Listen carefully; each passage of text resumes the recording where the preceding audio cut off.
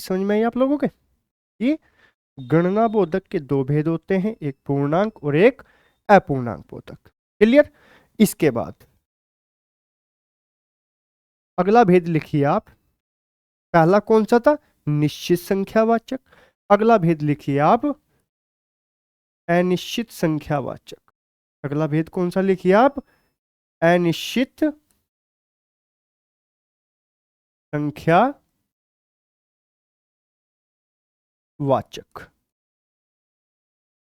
अनिश्चित संख्यावाचक परिभाषा क्या होती है इसकी? वे विशेषण शब्द वे विशेषण शब्द वे विशेषण शब्द जो जो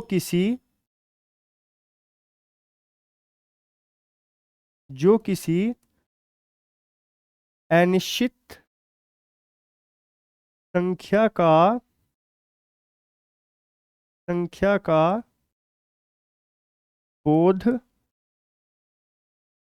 बोध कराते हैं। यानी कि वे विशेषण शब्द जो किसी अनिश्चित संख्या का बोध कराते हैं, वे शब्द क्या कहलाते हैं? आपका अनिश्चित संख्यावाचक विशेषण कहलाते हैं। बात क्लियर? बहुत बढ़िया। इसके बाद अनिश्चित संख्यावाचक में कैसे शब्द आते हैं? जैसे कि इसमें आ जाए कई। जैसे कि मैं कोई वाक्य बोलूं, वहां पर कई लोग खड़े थे, तो लोगों की गिनती की जा सकती है? आप कहेंगे भैया बिल्कुल की जा सकती है, पर लोग कितने थे? लोग थे कई। यानी कि गिनती तो की जा सकती है, पर बिल्कुल सटीक हम नहीं बता सकते कि लोग आखिरकार थे कितने। क्लियर। इसके बाद इसमें जैसे कि अगला शब्द कैसे आ जाएंगे इसमें? जैसे कि 20। वहां पर 20 लोग खड़े थे, वहां पर 20 लोग खड़े थे, ना तो 20 थे ना 20 से ज्यादा, ये भी हमें नहीं पता, ना 20 से या कम थे, ये भी हमें नहीं पता। एक अंदाजा है कि वहां पर 20 लोग खड़े थे। क्लियर। इसके बाद जैसा कि ऐसे ही और शब्द क्या बन जाएगा? ये बन जाए कई सौ। वहां पर कई सौ लोग खड़े थे। इसके बाद हजारों। वहां पर हजारों लोगों की भीड़ थी। हजारों लोगों की भीड़ थी। तो आपकी समझ में आया अनिश्चित संख्यावाचक विशेषण में कैसे शब्द आएंगे? यानी कि शब्दों की संख्या तो की जा सकती है, यानी कि कैसी गणना तो की जा सकती है उनकी, परंतु सटीक रूप से हम नहीं बता सकते निश्चित रूप से कि वहां पर कितने व्यक्ति थे। क्लियर बात? यानी कि अनिश्चित रहेगी संख्या। क्लियर। इसके बाद अब मैं कुछ इनके एग्जाम्पल आपको समझाता हूं, जिसमें मैं आपको देखूंगा कि आप लोग कितने प्रश्नों के सटीक उत्तर यहां पर दे पाते हैं। तो देखते हैं। सबसे पहला प्रश्न, बाजार में 3 लड़के खड़े थे। सबसे पहला प्रश्न ध्यान से पढ़िएगा। बाजार में 3 लड़के हैं। लड़के कितने हैं बाजार में? बाजार में 3 लड़के हैं। तो गिनती की जा सकती है? बिल्कुल की जा सकती है। तो गिनती क्या निश्चित की जा सकती है? आप कहेंगे बिल्कुल। लड़के कितने हैं? लड़के हैं 3। तो इसमें क्या आ जाएगा? इसमें आ जाएगा निश्चित संख्यावाचक। क्या आ जाएगा इसमें? निश्चित संख्यावाचक। और यदि मैं निश्चित संख्यावाचक के 5 भेद जो उनसे मैंने आपको बताए थे, यदि मैं उनसे पूछने लगूं, तो उनमें से आएगा इसमें ये पूर्णांक बोधक। कौन सा आएगा इसमें? ये पूर्णांक बोधक इसमें आएगा, क्योंकि 3 कैसी संख्या है? 3 भैया पूर्ण संख्या है। क्लियर। दूसरा शब्द, बाजार में कोई 200 लड़के खड़े थे। बाजार में कोई 200 लड़के खड़े थे। संख्या तो है, पर निश्चित रूप से हम नहीं बता सकते कि 200 थे या 200 से कम थे या 200 से ज्यादा थे। एक अंदाजा है, कोई 200 लड़के खड़े थे। तो इसमें क्या होगा आपका? इसमें होगा आपका अनिश्चित संख्यावाचक। इसमें क्या होगा आपका? अनिश्चित संख्यावाचक इसमें होगा। इसके बाद मां ने 2 दर्जन केले खरीदे। मां ने कितने दर्जन केले खरीदे? मां ने 2 दर्जन केले खरीदे। अब 1 दर्जन में कितने केले आते हैं? आप कहेंगे 12। तो 2 दर्जन में कितने केले आएंगे? आप कहेंगे भैया 2 दर्जन में केले आएंगे 24। और 24 कैसी संख्या है? 24 एक पूर्णांक संख्या है। कैसा अंक है? 24 एक पूर्णांक अंक है। तो इसमें आ जाएगा आपका निश्चित संख्यावाचक। इसमें क्या आ जाएगा? निश्चित संख्यावाचक इसमें आ जाएगा। क्लियर हो गई बात? हो गई होगी। इसके बाद राधा 5वीं मंजिल पर रहती है। राधा कौन सी मंजिल पर रहती है? राधा 5वीं मंजिल पर रहती है। एक निश्चित क्रम की बात हो रही है। आप कहेंगे बिल्कुल एक निश्चित क्रम की बात हो रही है। तो इसमें आ जाएगा निश्चित संख्यावाचक। और यदि मैं निश्चित संख्यावाचक में भी पूछूं तो इसमें आ जाएगा निश्चित क्रमवाचक, यानी कि एक क्रम की बात इसमें हो रही है। दोनों भाइयों में बहुत प्रेम है। कितने भाइयों में? दोनों भाइयों में। तो ये किसको दर्शा रहा है? ये दर्शा रहा है समुदाय को या समूह को। तो किसको दर्शा रहा है? ये समुदायवाचक। और समुदायवाचक किसका भेद होता है? आप कहेंगे निश्चित संख्यावाचक का भेद होता है। इसके बाद वह 8वीं कक्षा में पढ़ता है। कौन सी कक्षा में पढ़ता है? वह 8वीं कक्षा में पढ़ता है। तो 8वीं क्या है? एक निश्चित क्रम का बोध करा रही है। तो इसमें क्या आ जाएगा? इसमें आ जाएगा क्रम बोधक। और जो क्रम बोधक होता है वो किसके अंतर्गत आता है? वो आता है आपका निश्चित संख्यावाचक के अंतर्गत आता है। बात क्लियर? इसके बाद अगला प्रश्न लिखिए। ये देखिए, कक्षा में 30 बच्चे बैठे हैं। कक्षा में कितने बच्चे बैठे हैं? कक्षा में 30 बच्चे बैठे हैं। तो 30 क्या है? 30 भैया एक पूर्णांक है। 30 क्या है? एक पूर्णांक है। और पूर्णांक किसके अंतर्गत आते हैं? गणना बोधक के। और गणना बोधक किसके अंतर्गत आते हैं? निश्चित संख्यावाचक विशेषण के। किसके? निश्चित संख्यावाचक विशेषण के अंतर्गत ये आते हैं। इसके बाद वह कई रोटी खाता है। रोटी कितनी खाता है? कई। रोटियों की गिनती वैसे की जा सकती है, बिल्कुल की जा सकती है, पर क्या यहां पर की जा सकती है? रोटी खाता है कई। तो कई की गिनती की जा सकती है? आप कहेंगे नहीं। ये हो जाएगा आपका अनिश्चित संख्यावाचक विशेषण। क्लियर? इसके बाद 20 व्यक्ति आ रहे हैं। व्यक्ति कितने आ रहे हैं? 20। इस प्रश्न का उत्तर आप कमेंट सेक्शन में देकर मुझे बताएंगे। इसके बाद अनिश्चित संख्यावाचक समझ में आया आपके? संख्यावाचक क्लियर हुआ? विशेषण के हमने कितने भेद पढ़े थे? विशेषण के हमने भेद पढ़े थे 4, जिसमें से हमने विशेषण के एक भेद को, संख्यावाचक विशेषण को, बड़े अच्छे से कंप्लीट कर लिया। कैसे? बड़े अच्छे से हमने इसको कंप्लीट यहां पर किया है। इसके बाद अब विशेषण के हम दूसरे भेद को पढ़ेंगे।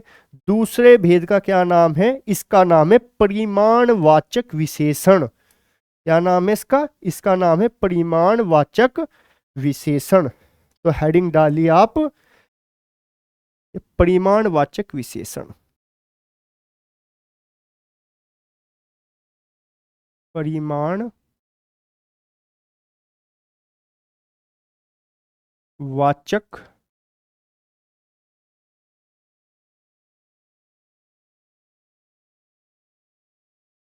विशेषण। परिमाणवाचक विशेषण क्या डालिए हेडिंग आप? ये डालिए आप परिमाणवाचक विशेषण। परिमाणवाचक विशेषण की क्या परिभाषा होती है? वे विशेषण शब्द, वे विशेषण शब्द जो मापतोल का बोध कराते हैं। यानी कि मापतोल, भाई ये परिमाण का मतलब क्या है? मापतोल। यानी कि वे विशेषण शब्द जो मापतोल का बोध कराते हैं।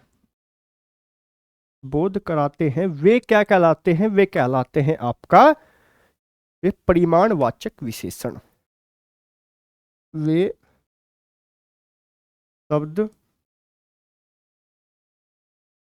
शब्द परिमाण वाचक विशेषण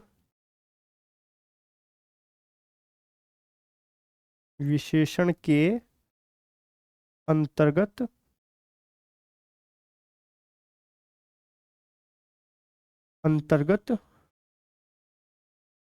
आते हैं। बात क्लियर? इसके बाद जो परिमाणवाचक विशेषण होता है, इसके दो भेद होते हैं, या ये दो प्रकार से बटा होता है। पहला ये बटा होता है आपका निश्चित परिमाणवाचक,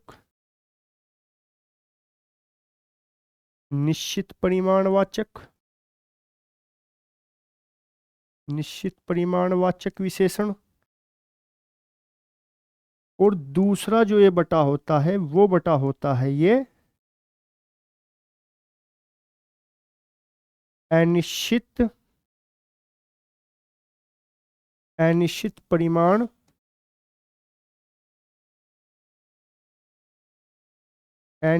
परिमाणवाचक विशेषण। दूसरा क्या होता है? अनिश्चित परिमाणवाचक विशेषण। क्लियर बात? होगी। इसके बाद जो निश्चित परिमाणवाचक विशेषण होता है या जो अनिश्चित परिमाणवाचक विशेषण होता है, ये क्या होते हैं? यानी कि निश्चित का मतलब एक निश्चित चीज, जहां पर भी किसी निश्चित वस्तु की मापतोल का बोध कराया जाए वहां पर निश्चित परिमाणवाचक, और जहां पर भी किसी अनिश्चित वस्तु के मापतोल का बोध कराया जाए वहां पर अनिश्चित परिमाणवाचक विशेषण होता है। क्लियर बात? अब इसकी परिभाषा हम लिख लेते हैं। सबसे पहले लिखिए आप निश्चित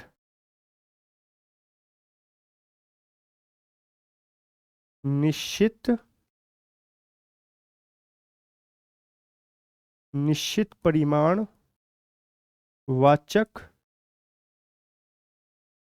विशेषण। निश्चित परिमाणवाचक विशेषण क्या होता है? ये होता है जहां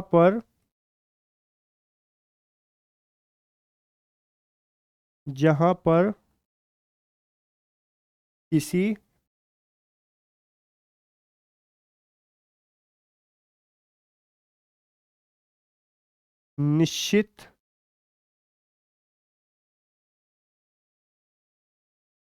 निश्चित मापतोल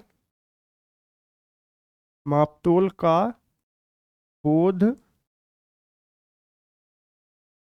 बोध कराया,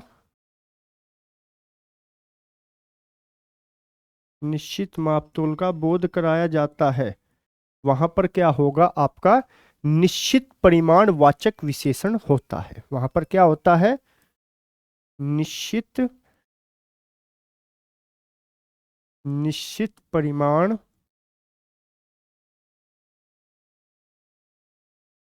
वाचक विशेषण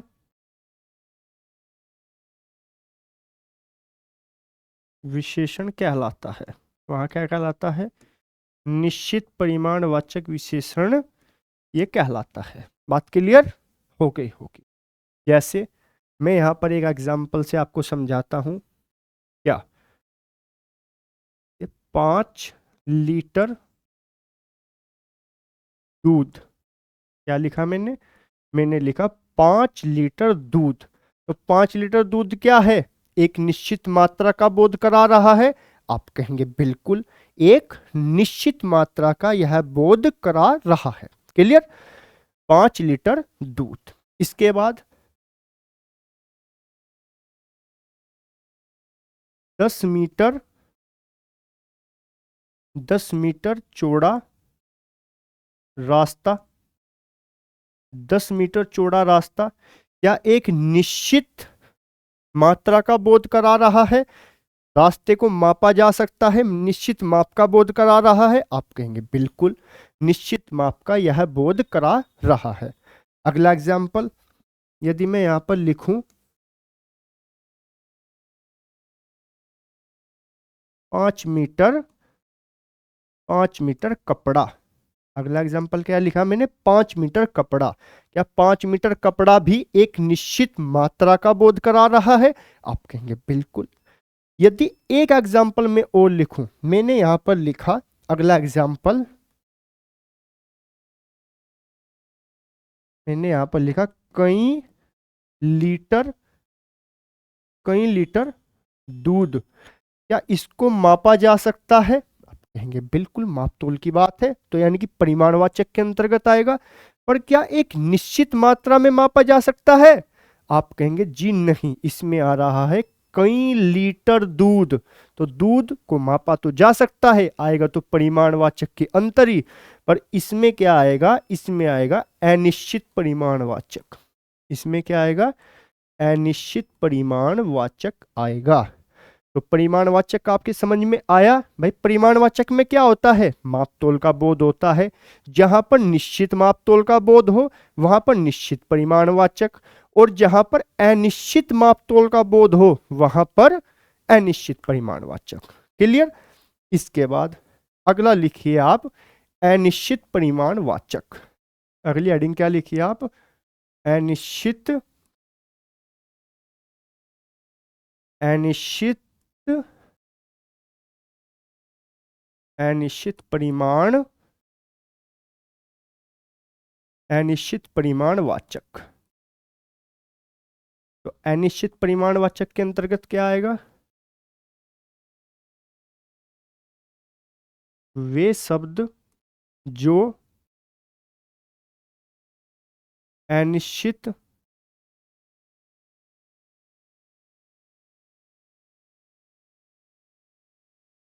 अनिश्चित मात्रा का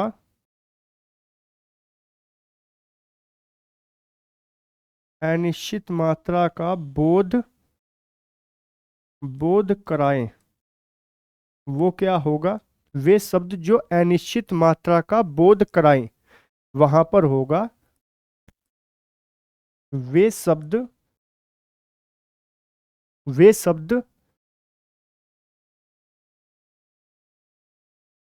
अनिश्चित, अनिश्चित परिमाण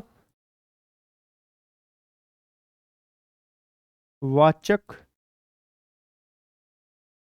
विशेषण, विशेषण के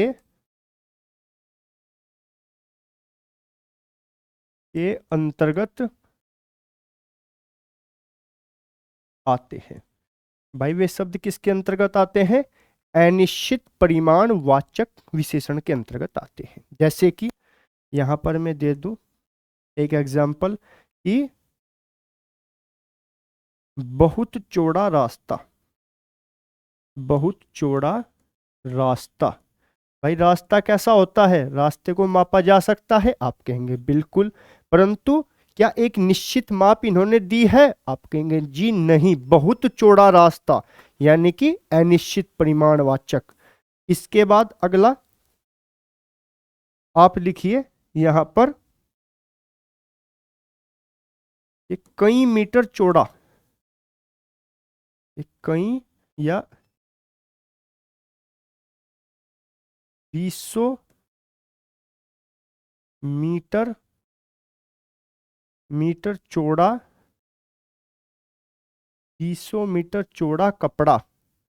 तो 200 मीटर चौड़ा कपड़ा कैसा होगा, एक निश्चित परिमाण का बोध करा रहा है? आप कहेंगे नहीं, ये करा रहा है अनिश्चित परिमाण वाचक, क्योंकि कपड़े को मापा या तोला, कपड़े को क्या किया जा सकता है, मापा जा सकता है। क्लियर बात? दो भेद क्लियर, संख्यावाचक और दूसरा ये परिमाणवाचक। इसके बाद अगला भेद लिखिए इसका, अगला भेद लिखिए आप गुणवाचक विशेषण। अगला भेद कौन सा था इसका, गुणवाचक विशेषण, गुणवाचक विशेषण। गुणवाचक विशेषण। अब गुणवाचक विशेषण कौन से होते हैं? गुणवाचक विशेषण होते हैं वे शब्द जो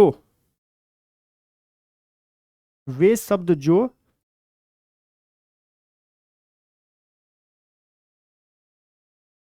वे शब्द जो विशेष्य के गुण गुण दोष रंग आकार आदि आदि को दर्शाते हैं या आदि के बारे में बताते हैं, वे शब्द क्या कहलाते हैं आपके? वे शब्द या ऐसे शब्द गुणवाचक विशेषण कहलाते हैं। क्या कहलाते हैं? गुणवाचक विशेषण। गुणवाचक विशेषण कहलाते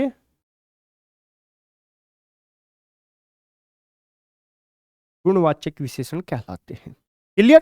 भाई गुणवाचक विशेषण क्या होता है? जो विशेष्य का गुण बताता हो। राम अच्छा लड़का है, राम का क्या बता जा रहा है? गुण कैसा है? अच्छा है। क्लियर? बहुत बढ़िया। इसके बाद जो गुणवाचक विशेषण होते हैं उसके कितने भेद होते हैं? उसके होते हैं 8 भेद। कितने भेद होते हैं इसके? 8 भेद इनके होते हैं। जैसे आपका गुण, गुण क्या क्या होते हैं? पहला भेद गुण होगा, ये दूसरा, ये तीसरा, ये चौथा भेद, ये पांचवा, ये छठा, ये सातवां। क्लियर? जैसे कि अच्छा, गुण क्या है? गुण में क्या आएगा? राम अच्छा लड़का है, राम भला लड़का है, राम ईमानदार लड़का है, राम दयालु लड़का है। क्लियर? जैसे दोष, वह बुरा लड़का है, वह झूठा लड़का है, वह लालची लड़का है। क्लियर? ये क्या बता रहे हैं? इंसान के दोष के बारे में बता रहे हैं। इसके बाद इंसान का आकार, वह छोटा है, वह बड़ा है, वह चकोर है, वह मोटा है। इसके बाद रंग, वह लाल है, वह पीला है, वह नीला है, वह हरा है। स्वाद, खाना, स्वाद, वह खट्टा है, वह मीठा है, वह नमकीन है। समय, मासिक भाई महीने को बोलते हैं, दैनिक भाई दिन को बोलते हैं, और साप्ताहिक किसको बोलते हैं? ये बोलते हैं सप्ताह को। किसको बोलते हैं? सप्ताह को बोलते हैं। क्लियर? इसके बाद दशा, युवा, युवा व्यक्ति, जवान व्यक्ति या फिर बूढ़ा व्यक्ति, ये किसको दर्शाते हैं? ये व्यक्ति की दशा को दर्शाते हैं। क्लियर? इसके बाद जैसे स्पर्श, वह मुलायम है, वह कठोर है। क्लियर? इसके बाद संज्ञा संबंधी भी कुछ भेद इसमें देखते हैं हम। जैसे बनारसी साड़ी, भाई बनारस क्या है? बनारस संज्ञा है, और संज्ञा से जो गुणवाचक विशेषण बने, बनारस से क्या बने? बनारसी। जैसे जोधपुर, जोधपुर क्या है? एक शहर है। क्लियर? तो जोधपुर से क्या बन गया? जोधपुरी। और लखनऊ से क्या बन गया? लखनवी। क्लियर बात? इसके बाद गुणवाचक विशेषण आपका क्लियर, बहुत अच्छे से हो गया होगा। इसके बाद अगला भेद लिखिए आप इसका। भेद नंबर कौन सा है? 4। ये लिखिए आप, सार्वनामिक विशेषण। अगला भेद कौन सा लिखिए आप? सार्वनामिक विशेषण। सार्वनामिक विशेषण। सार्वनामिक विशेषण को हम पहले से पढ़ चुके हैं। कहां पर? सर्वनाम चैप्टर में। सर्वनाम चैप्टर में मैंने जहां पर आपको निश्चित सर्वनाम बताया था, निश्चित वाचक सर्वनाम, वहां पर मैंने उसके साथ ही आपको बताया था कि सार्वनामिक विशेषण क्या होता है। पर एक बार फिर से हम पढ़ते हैं इसको। तो सार्वनामिक विशेषण क्या होता है, इसकी परिभाषा यदि मैं आपसे पूछूं तो क्या होता है? जब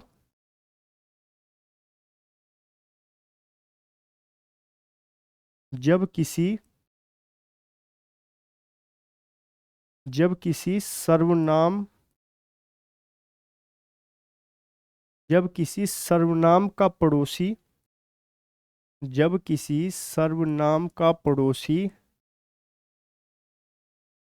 संज्ञा शब्द हो। जब किसी सर्वनाम का पड़ोसी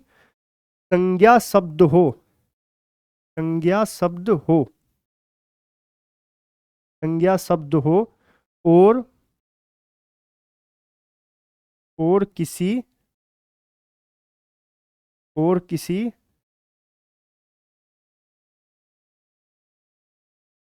निश्चित वस्तु का बोध कराया जा रहा हो, और किसी निश्चित वस्तु का बोध कराया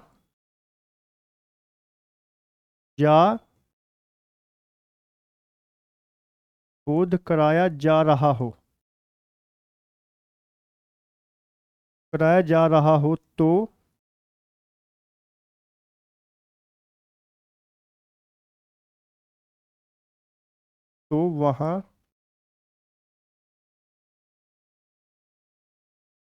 तो वहाँ सार्वनामिक विशेषण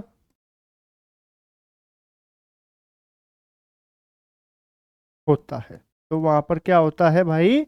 वहां पर सार्वनामिक विशेषण होता है। बात क्लियर? बहुत अच्छे से हो गई होगी। इसके बाद क्या बताया मैंने आपको? जब किसी सर्वनाम का पड़ोसी संज्ञा शब्द हो, सर्वनाम का पड़ोसी क्या हो? संज्ञा शब्द हो, और किसी निश्चित वस्तु का बोध कराया जा रहा हो, तो वहां पर क्या होगा? आपका सार्वनामिक विशेषण होता है। जैसे इसका एग्जाम्पल यदि मैं आपको समझाऊं कि यह कुत्ता मेरा है। यह कुत्ता मेरा है। यह कैसा शब्द है? यह शब्द है आपका सर्वनाम। यह कैसा शब्द है? आपका सर्वनाम। और जो कुत्ता शब्द है वो क्या है आपका? आप कहेंगे संज्ञा। अब संज्ञा में भी कौन सी संज्ञा? जातिवाचक संज्ञा। और सर्वनाम का पड़ोसी संज्ञा शब्द है, और किसी निश्चित वस्तु का यहाँ पर बोध कराया जा रहा है। आप कहेंगे बिल्कुल, कुत्ता किसका है? कुत्ता मेरा है। निश्चित वस्तु का बोध कराया जा रहा है, तो यहाँ पर क्या होगा? आपका सार्वनामिक विशेषण होगा। जैसे अगला एग्जाम्पल यहाँ पर लिखिए आप, यह घर मेरा है। यह घर मेरा है। तो विशेषण के हमने चार के चार भेद यहाँ पर बड़े अच्छे से पढ़े। सबसे पहले यदि मैं आपका शुरुआत से रिवीजन कराऊं एक बार विशेषण का, विशेषण को हमने पढ़ना स्टार्ट किया। विशेषण की परिभाषा क्या होती है? तो वे शब्द जो संज्ञा या सर्वनाम, अब संज्ञा या सर्वनाम शब्दों क्या बोलते हैं हम? विशेष्य। यानी कि वे शब्द जो संज्ञा या सर्वनाम अर्थात विशेष्य की विशेषता बताते हो, विशेषण कहलाते हैं। एक शब्द हमने पढ़ा, ये प्रविशेषण। तो प्रविशेषण क्या होता है? वे शब्द जो विशेषण की भी विशेषता बताते हो, वे क्या कहलाते हैं आपके? वे कहलाते हैं वे प्रविशेषण। क्लियर? विशेषण को अन्य किस नाम से जाना जाता है? विशेषक के नाम से। और संज्ञा या सर्वनाम शब्दों को किस नाम से जाना जाता है? विशेष्य भी इनको कहा जाता है। क्लियर? इसके बाद विशेषण को हमने दो प्रकार से बांटा। स्थान व स्थिति के आधार पर विशेषण के भेद दो बताए मैंने आपको, उद्देश्य विशेषण और विधेय विशेषण। अब मैंने आपको इनकी पहचान कैसे बताई? उद्देश्य यानी कि यू, और यू कब आता है? यू आता है पहले, तो विशेषण इसमें कब आएगा? शुरुआत में। तो बाद में क्या आ जाएगा? विशेष्य। इसके बाद अगला बताया मैंने आपको इसका भेद, विधेय विशेषण। और वी कब आता है? आप कहेंगे बाद में। तो शुरुआत में क्या आ जाएगा? विशेष्य, और बाद में क्या आ जाएगा? इसमें विशेषण। क्लियर हो गई बात? इसके बाद संरचना व प्रयोग व रचना के आधार पर, या पूछे कभी भी विशेषण के भेद कितने होते हैं? आप कहेंगे विशेषण के भेद बताने हैं आपको चार। चार भेद कौन कौन से होते हैं विशेषण के? चार भेद होते हैं आपके सबसे पहला संख्यावाचक विशेषण, दूसरा ये परिमाणवाचक विशेषण, तीसरा भेद कौन सा होता है, ये होता है आपका गुणवाचक विशेषण, और चौथा जो भेद होता है वो होता है आपका सार्वनामिक विशेषण। संख्यावाचक विशेषण दो प्रकार से, निश्चित और अनिश्चित। निश्चित के मैंने आपको 5 भेद बताए। इसके बाद में हम आगे परिमाणवाचक पे, यानी कि मापतोल का जहां पर बोध कराया जाता हो, ये भी दो प्रकार, अनिश्चित और निश्चित परिमाण। इसके बाद सार्वनामिक विशेषण। सार्वनामिक विशेषण में क्या था, सर्वनाम का पड़ोसी संज्ञा शब्द हो और किसी निश्चित वस्तु का बोध कराया जाए। इसके बाद अगला जो था वो था गुणवाचक विशेषण, जहां पर विशेष्य के गुणों के बारे में बात की जाए। क्लियर, गुण, दोष, आकार, सब कुछ। भेद कितने होते हैं गुणवाचक विशेषण के, 8 भेद होते हैं। इसके बाद अब एक लास्ट चीज जो इस चैप्टर में रह गई है उसको लिखिए आप, वो लिखिए आप विशेषण की अवस्थाएं। क्या लिखिए आप, विशेषण, विशेषण की अवस्थाएं।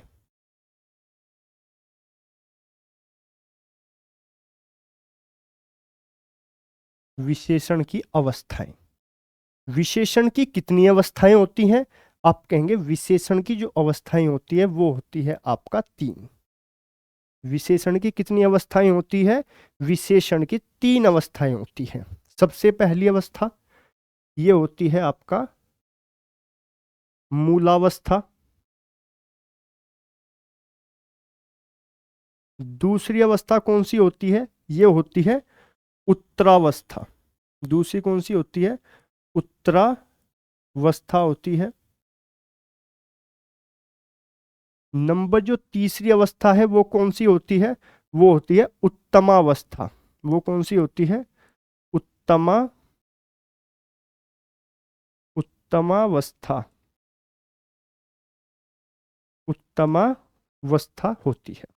क्लियर, विशेषण की कितनी अवस्थाएं होती है भाई, विशेषण की 3 अवस्थाएं होती है। सबसे पहले मूलावस्था, दूसरी उत्तरावस्था और तीसरी होती है उत्तमावस्था।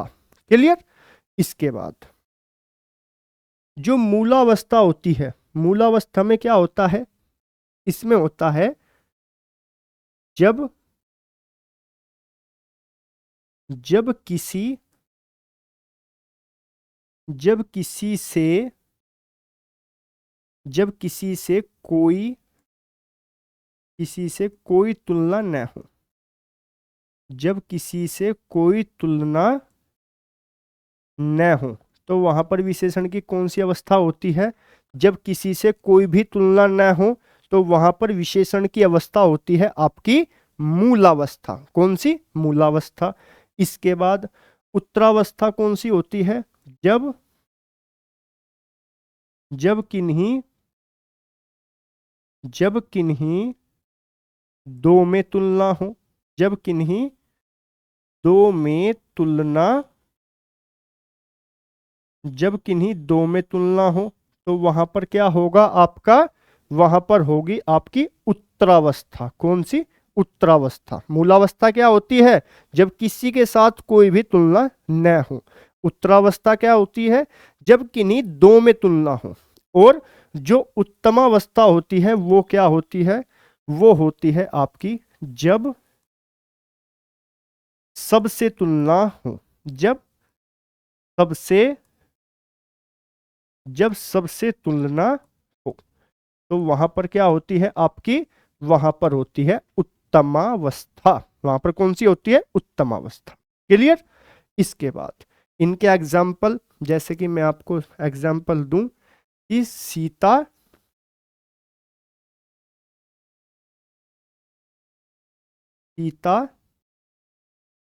अच्छी है, सीता अच्छी है। भाई किसी के साथ तुलना हुई, सीता अच्छी है, किसी के साथ किसी प्रकार की कोई भी तुलना नहीं हुई। इसके बाद उत्तरावस्था में क्या होगा, सीता गीता से अच्छी है, गीता से अच्छी है।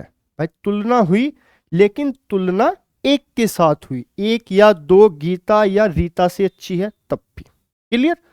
इसके बाद यहां पर उत्तमावस्था में क्या होगी, सबसे तुलना होगी, तो यहां पर क्या बनेगा वाक्य, सीता सीता सबसे अच्छी है, सीता